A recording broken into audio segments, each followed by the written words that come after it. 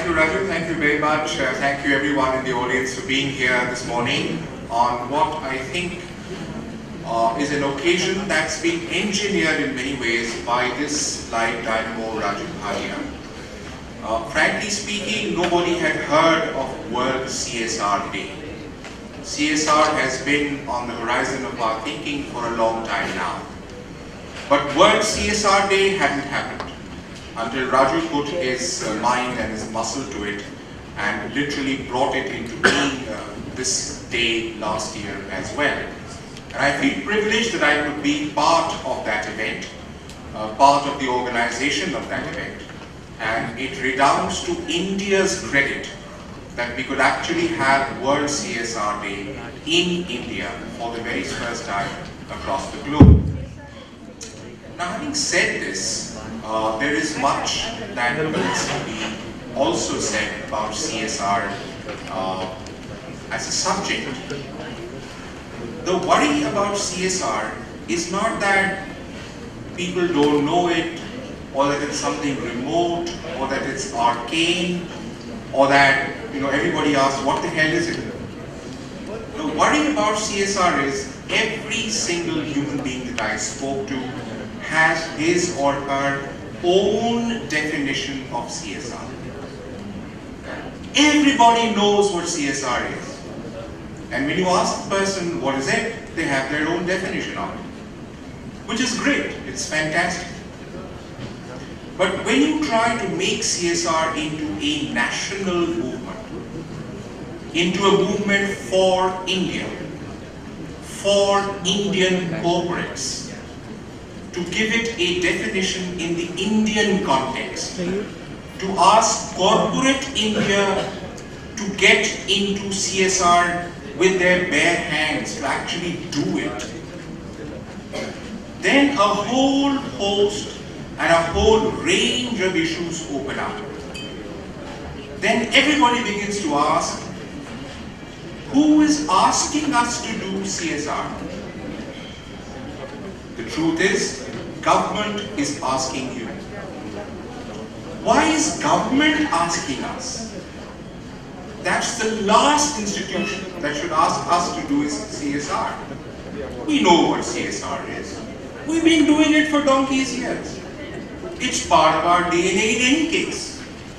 Why the hell is government getting into this? Why is there a legislation? Isn't that horrible? You have a piece of legislation, CSR in the statute books.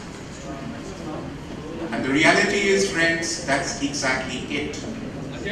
For the very first time in the entire history of the world, the very first country ever to legislate CSR will be your own Bharat Desh, India. We are path breakers here. We are not that lost generation, but the new generation of hope. And this bill, this statute, this act will rekindle those fires that have been on slow burning mode for some time. How will that happen? How will corporates do what we call the onboarding exercise? How will government reach out to corporates, corporates to NGOs, NGOs to other actors and stakeholders in the drama? That's exactly what India will see in the coming years, and hopefully set a benchmark for the rest of the world. Now, this particular day is going to unfold in a very beautiful way. In a way in which each one of you will partake of that drama. Each one of you will contribute to what is coming. And I know that Raju has set up that very enticing prospect with a great deal of meticulous preparation, that for which he is so well known. And therefore I will not anticipate the coming events by telling you what they are going to be. I want you to enjoy them, to participate in them full-bloodedly, But in the evening today, I will take 15 minutes of your time to make a full-blooded presentation of what the legislation is. What is Section 135 of the Companies Bill, soon to become an Act? What are its provisions? What does it behove corporates to do? What does it say that corporates must do? What does it say that corporates must not do? What does it say by implication that corporates may do if they want to do?